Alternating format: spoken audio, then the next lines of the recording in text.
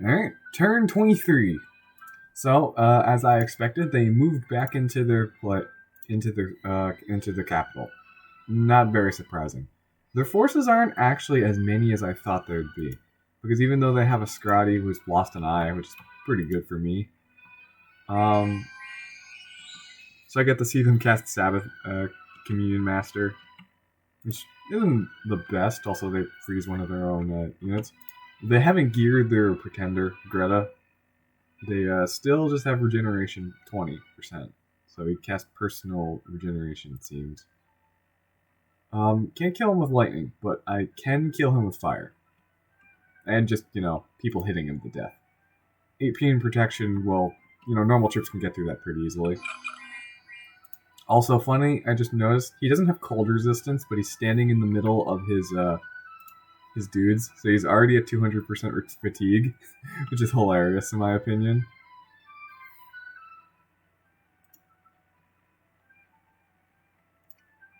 So yeah, my guy just runs off the field, and he doesn't come back. Not surprising.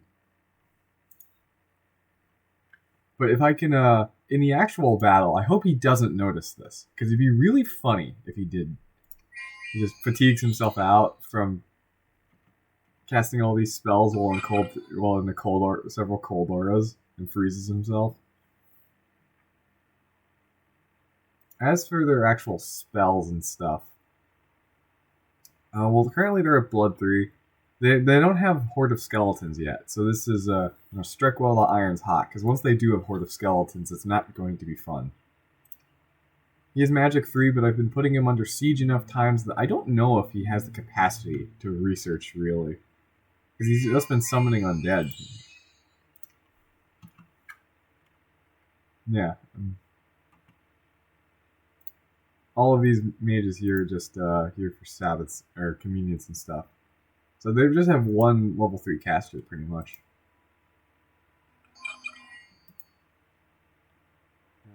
Yeah, she's Communion Slave too.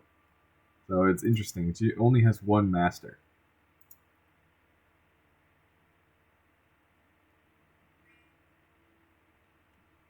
And actually, she's not a slave at all. She's just summoning skeletons, I guess.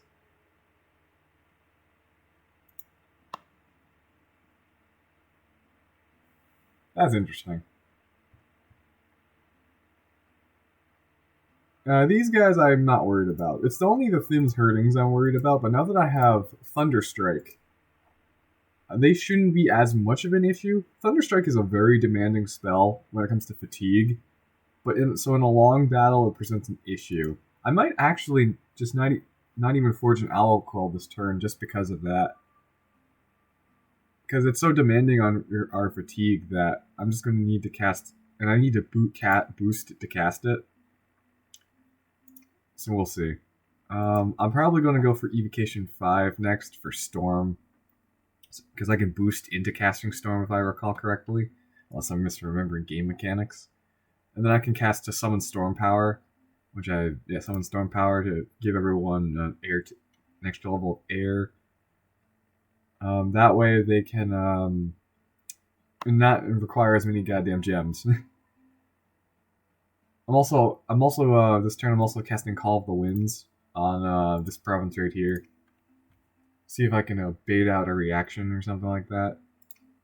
I've also seen that they actually have their god right here, which is interesting because I think it's legitimately might be in the cards to Dom kill Jotunheim right now. Because I don't know how much he has no Dominion here, as far as I can tell, and he only has Dominion in his capital. So if I actually just built up a whole bunch of temples, I might be able to successfully Dom kill him just by sheer Dominion strength. It'd be very expensive and difficult to do though, and risky. But I might save up to try and do it actually, because so far we've just been in a stalemate. Because I can't kill his stuff. So I might actually send my Vanabog to build a temple right here. Next turn. Save up the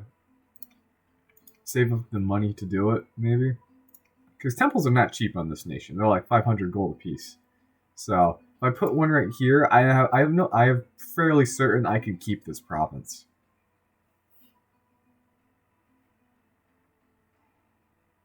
The only issue is if I, because like province defense plus all of these guys can keep the province pretty much no problem. Problem is that I have to worry about him massing massive amounts of forces right here. So I have to ping this province repeatedly, and otherwise he's going to eventually be able to get strong enough to take it. Province defense notwithstanding. I'm just having this guy hide here. Hopefully he won't get discovered, because if he does, I will have 0 scouts again. Because sadly there are no places to recruit scouts, which just makes me sad.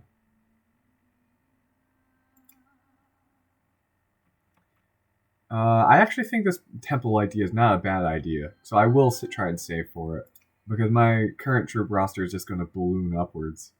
So unless I lose this next battle, which I don't think I will, because with Thunderstrike I'll be doing enough damage to get through their lightning resistance.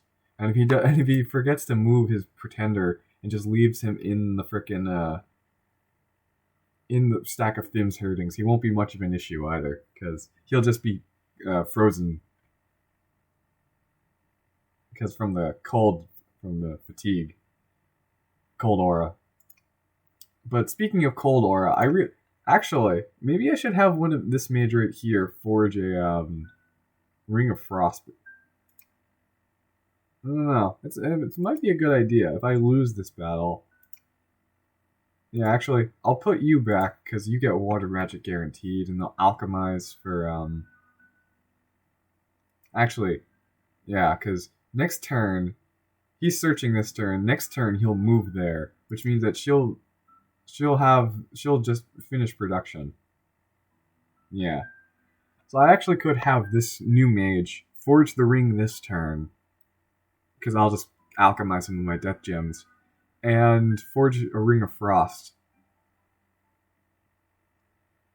It's not a bad idea, because right now she's just set to cast Earth Meld, or Earth Grip, which isn't really good against giants.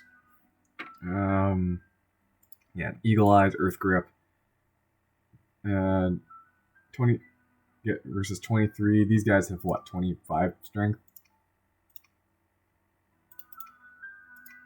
Yeah, these guys have 23 strength, so they have like a 50-50 chance of getting out.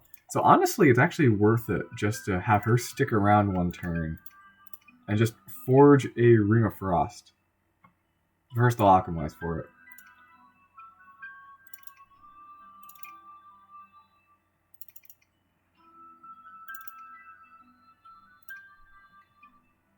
So I'll have her forge the Ring of Frost. And then I can cancel this production, save some money. Hell, I can cancel this too and save an extra 30-ish gold. Because the only reason I'm recruiting Barbs is that they can consistently damage Thim's herdings. So I'll forge him the Ring of Frost, and then it'll probably work out. Maybe. It is still enemy dominion, but if I put a temple there, then... Well, if I put a temple there, then I don't have to really worry about it. These guys can build temples, if I recall. Yeah, they can build temples. 400 gold. Actually, that's not as much as I thought it would be. Yeah, I thought it was 500, but, it's still nice. It's not cheap. It's very expensive. So I'll keep this amount of recruitment next turn. A lot of extra resources left over, but it's fine. And I'll build a temple there, see if I can pressure his dominion there. Because he doesn't really have much dominion left anymore. I could theoretically just, sit on his cap with Siege and just preach his dominion away. And then he loses, because I don't think he has any more dominion left.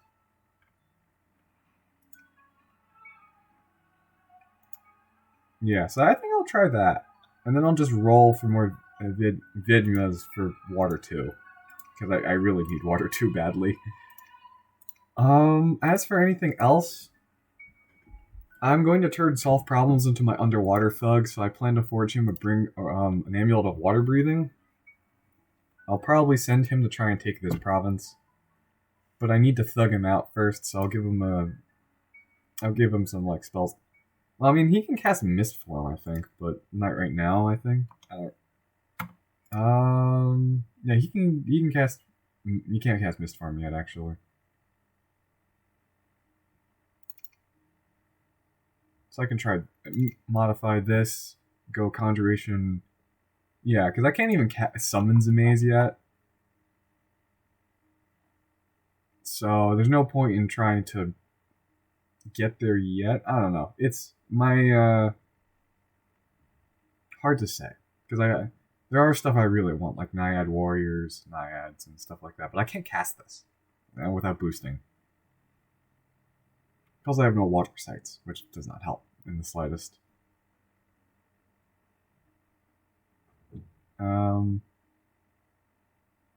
So I'm going to get Conjuration 4, Alteration 3, Evocation 5, then probably go have Blood Magic 1.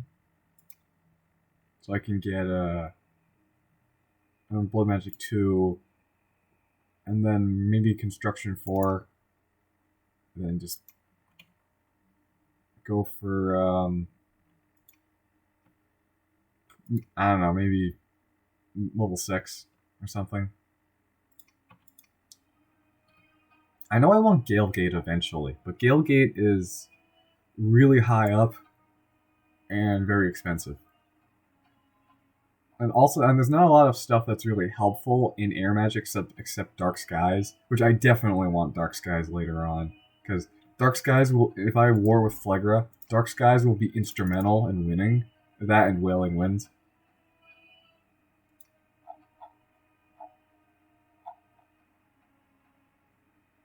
Other than that, though, because like there's not, I have a lot of death magic, but I don't have a lot of depth in the death magic, so I really need to make some skull stabs. Ziz I can cast. These are funny. Actually, not bad. Reanimate Archers I can cast, and that's good. So I'll probably be doing that a bunch because Banefire is very hard to resist, and Banefire Arrows is much the same. Enliven Statues can't really cast easily. This I can cast, but again not easily. I'd have to forge a Bloodstone and Earth Boots, and that's really expensive. Although, now that I think about it, I can actually forge Bloodstones. Again, not easily, but I could do it. I don't have Blood on my Pretender, but Blood, I can always empower Blood relatively easily compared to other paths. Eternal Pyre, not helpful. Waffer Flames is, well, I can't really cast that. I have no level 5 fire mages. Heat from Hell does not help me in the slightest. Although I guess I don't really suffer for it if I just bring Sacred Troops. Foul Vapors, I don't think I can cast. And I think it hurts me at this point more than it hurts the enemy, unless I bring only Oathbound to a fight. But in fairness, that's not a terrible strategy. So we'll see. Because if I Foul Vapors a battle, I'll basically kill a ton of chaff. So I think just going down enchantment is not a terrible idea, because once I get Thunderstrike, there's not really much here that I can cast. I can't cast this, even if it would be very nice. Blast of Unlife can't do. Banefire is too expensive. Wailing Winds I actually would like, so I'll probably try and get that too. Shimmering Fields is nice, but it's level 6. Ice Strike is... Actually, Ice Strike is fine. Wind of Death... I would like that, actually. It's not easy to cast, though. I don't need anything here, pretty much. So, what I'll probably do is instead of going... I'll go Evocation 6. Maybe I might drop Construction 3 and 4, we'll see. And then I'll just rush down Enchantment for Galegate. Can I summon the Dwarves of the Four Directions? No, I cannot. Okay, so I don't have to worry about that. So yeah. This is the plan so far. I'm also just get Alteration 3 for Iron Skin. And, yeah. 4 would be nice, but I don't really need it.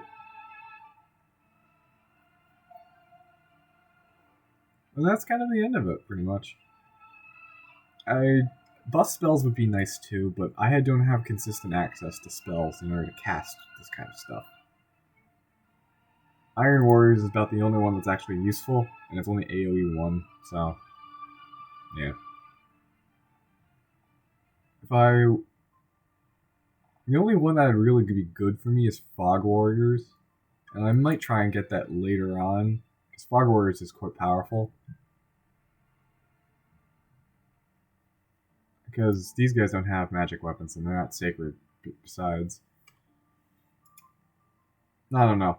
If I want to kill them, I think either going Wailing Winds or Dark Skies or Fog Warriors is good. But of the two, well, actually, wait. Now I think about it. If I wanted to go Dark Skies, that's all the way down here.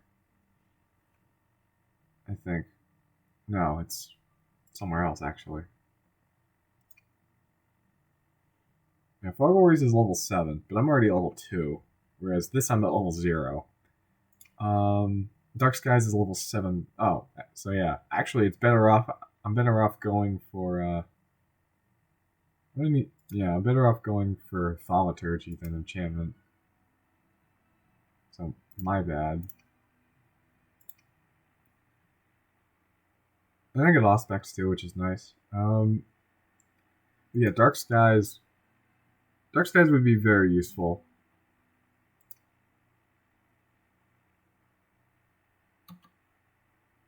So, we'll see. And Perpetual Storm might be worth looking into, just so I don't have to cast Storm every damn battle.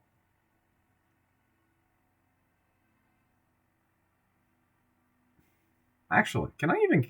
Speaking of, what's that spell? Where is Seeking Arrow? I want to see if I can do some funny stuff with that. Yeah, Seeking Arrow, 8 AN damage, always hits chest. Yeah, it's not really worth it right now, but it might be worth it if I go to war with Zabalba, because I can cast it on their small stacks, because they usually only have like 1 leader, 2 leaders, so I could just cast it twice on the same province and kill one of the dudes.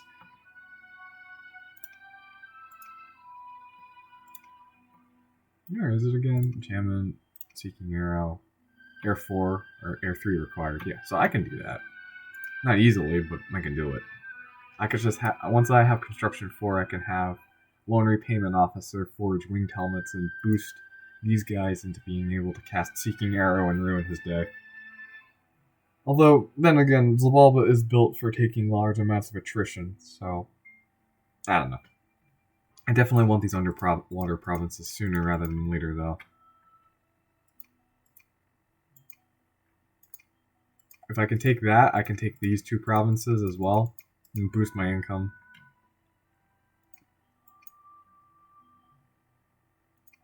Who knows, maybe I'll even build forts here. Although, then again, they will be stuck there, so it's not really useful. Just turn them into research batteries, I guess. I mean, I could do that. I could just have them trade out their water-breathing amulets and move them in one at a time. That wouldn't be very useful. Good, though.